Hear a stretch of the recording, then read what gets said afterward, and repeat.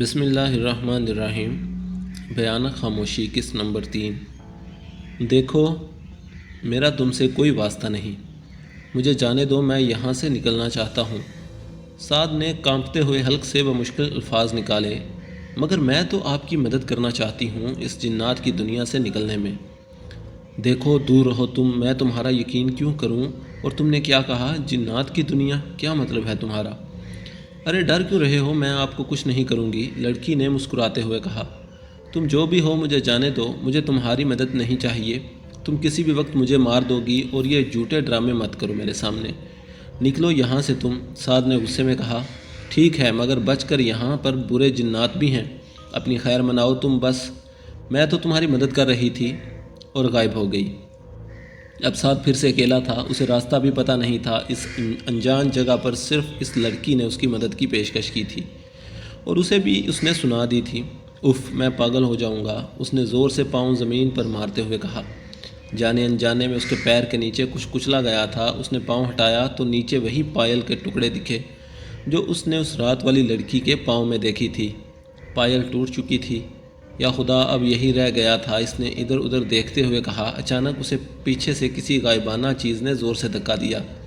وہ کئی کلومیٹر دور جا گرا۔ اس کے کان میں کسی نے اتنی خوفناک آواز دی کہ وہ سہم کر رہ گیا اور اٹھ نہ سکا۔ اس وقت وہیں پر وہ لڑکی آ گئی، اور اس کے ہاتھ میں آگ کی سلگتی ہوئی مشال تھی۔ وہ اسے زندہ جلانا چاہتی تھی۔ اس کی طرف بڑھی۔ سعد جلدی سے اٹھا اور ایک طرف راستے پر دوڑ لگا دی۔ اسے اپنے پیچھے وہ لڑکی دکھائی نہ دی تو وہ رک گیا۔ ایک درخت کے نیچے رکا تھا۔ اچانک اسی درخت سے اس لڑکی نے سعد پر چھلانگ لگا دی۔ سعد نیچے زمین پر جا لگا۔ اب اسے اپنی موت بالکل نزدیک دکھ رہی تھی۔ اس نے آس پاس نظر دوڑائی، مگر کچھ نہ ملا۔ اس کا جسم اس کے قابو میں نہیں تھا، وہ ہل تک نہیں پا رہا تھا۔ اس نے آنکھیں بند کرنا چاہیں، تبھی اسے سامنے وہ لڑکی دکھائی دی۔ وہ کھڑی مسکرا رہی تھی۔ ہنس کیا رہی ہو؟ بچاؤ! سعد: جی ہاں، مگر آپ کو میری مدد نہیں چاہیے تھی؟ لڑکی ہنس کر بولی۔ اب چاہیے نا، بچا! سعد شرمندگی سے بولا۔ لڑکی نے اسے سوکھے پتوں میں پھینک دیا اور آگ کی مشال بھی ساتھ پھینک دی۔ پتوں میں آگ لگ گئی۔ وہ اس دوسری لڑکی سے متوجہ ہوئی۔ کیوں بچا رہی ہے اس کو تو؟ کیا واسطہ ہے تیرا اس آدمزاد سے؟ میرا کوئی واسطہ نہیں، مگر وہ یہاں غلطی سے آیا ہے، تم اسے اس طرح نہیں مار سکتی، دوسری لڑکی نے جواب دیا۔ آگ سارے پتوں میں لگ چکی تھی۔ سعد کو پسینے چھوٹ رہے تھے، وہ اب مکمل بے بس ہو گیا تھا۔ دوسری لڑکی نے اسی وقت آگ کی طرف دیکھا اور آگ بجھنا شروع ہو گئی۔ پہلے والی لڑکی اس کی طرف بڑھی، مگر اس سے پہلے کہ وہ کچھ کرتی، اس کی گردن پر زور سے اپنے ناخن مارے اور اس کی گردن سے کالے رنگ کے خون کا فوارہ نکل پڑا۔ وہ چیخنے لگی۔ لڑکی نے سعد کی طرف دیکھا۔ آگ مکمل بجھ چکی تھی اور وہ سہم کر ایک طرف کھڑا سب دیکھ رہا تھا۔ وہ لڑکی جو اسے مارنے کی غرض سے آئی تھی، وہ خود اس کی نظروں کے سامنے تڑپ رہی تھی۔ آخر وہ وہیں ساکت ہو گئی اور پھر خاک کا ڈھیر ہو گئی۔ سعد کے اوسان خطا ہو گئے۔ وہ تو بھاگنے ہی والا تھا، مگر اس لڑکی نے اسے پیچھے سے آواز دی۔ شکریہ بولے بغیر بھاگ رہے ہو؟ استغفر اللہ! کس چڑیل سے واسطہ پڑ گیا؟ سعد نے دل میں سوچا۔ اچھا، تو میں آپ کو چڑیل لگتی ہوں؟ لڑکی نے طنز کر کے کہا۔ دیکھو، تم جو بھی ہو، میں نیلم ہوں۔ لڑکی نے اس کی بات کاٹ دی۔ اوکے، وہی جو بھی ہو، اب جاؤ، مجھے گھر جانا ہے، ورنہ میں بے گناہ مارا جاؤں گا، سعد نے کہا۔ آپ کو یہاں سے صرف میں نکال سکتی ہوں، نیلم ہنس کر بولی۔ تو پھر نکالو، میں مرنا نہیں چاہتا۔ سعد نے اس کی طرف دیکھا، وہ مسکرا رہی تھی۔ آپ یہاں کار سے آئے تھے، اسی راستے سے واپس جانا ہوگا، نیلم نے جواب دیا۔ مگر کار تو خراب ہو گئی تھی اور وہ راستہ مجھے نہیں یاد، سعد نے منہ بناتے ہوئے کہا۔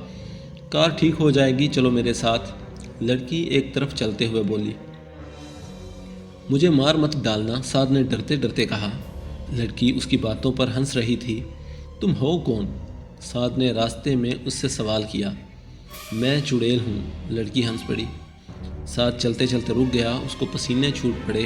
ارے آپ اتنا ڈرتے کیوں ہیں؟ وہ رہی آپ کی کار، آپ اس میں بیٹھیں اور جلدی سے بھاگ جائیں، ورنہ جس کو ہم نے مارا ہے اس کے ساتھ والے ہمیں نہیں چھوڑیں گے۔ سعد نے اچھا بول کر کار کا رخ کیا، مگر پھر وہ جاتے جاتے رک گیا۔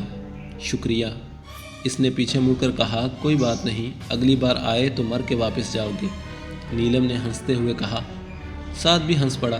کبھی بھول کر بھی نہ آؤں یہاں۔ ابھی یہی بات چل رہی تھی کہ اچانک آندھی شروع ہو گئی۔ جلدی جاؤ اور ہاں اس دنیا کا کسی سے ذکر مت کرنا۔ نیلم نے اسے کار کی طرف اشارہ کیا۔ وہ کار میں جانے ہی والا تھا کہ کار پر کچھ زور سے گرا۔ سعد نے جب اس طرف دیکھا تو چونک پڑا، یہ رمضان کی لاش تھی۔ نیلم نے اسے کہا، سعد بھاگو۔ وہ دونوں ایک سمت بھاگنے لگے۔ ان کے پیچھے کوئی غائبانہ جسم بہت تیزی سے بھاگ رہا تھا۔ سعد، آپ کو دوسری طرف بھاگنا ہوگا، میں اس کو دیکھتی ہوں۔ نیلم نے اسے دوسری طرف اشارہ کیا۔ وہ اس سمت میں بھاگنے لگا۔ نیلم اس وجود سے مخاطب ہوئی، مجھ سے مقابلہ کرو۔ اور اسی وقت ایک کالے دھوئیں کی شکل میں ایک روح سامنے آ گئی۔ اس کی آنکھوں میں آگ تھی اور اس نے ایک ہی وار میں نیلم کو کئی کلومیٹر دور اٹھا پھینکا۔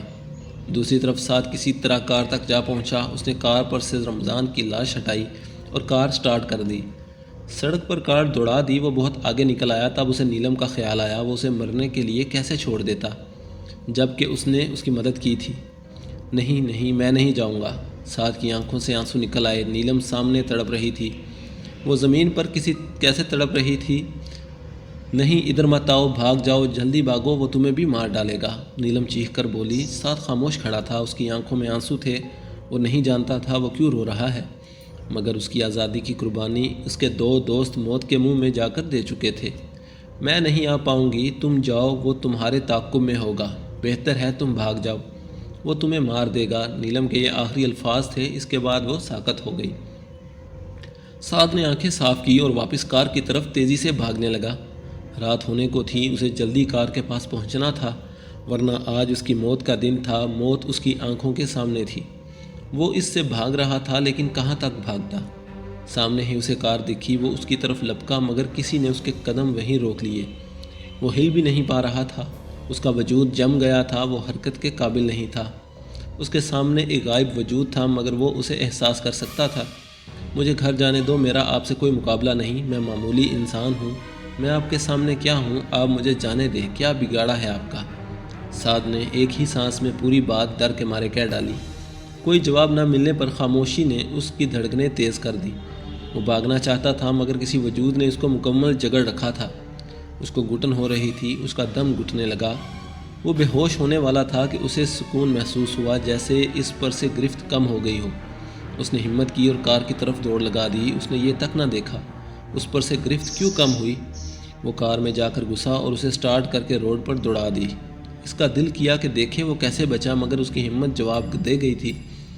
وہ کچھ ہی آگے گیا ہوگا کہ جاری ہے۔